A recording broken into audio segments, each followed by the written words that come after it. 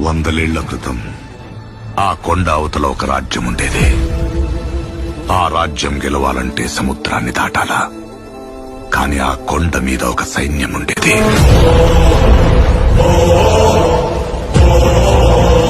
దేశం జల్లెడపట్టి రాజు తెచ్చుకున్న సైన్యం. కులం లేదు, మతం లేదు, భయం అసలే లేదు. వాళ్ళ దైవం ఆయుధం,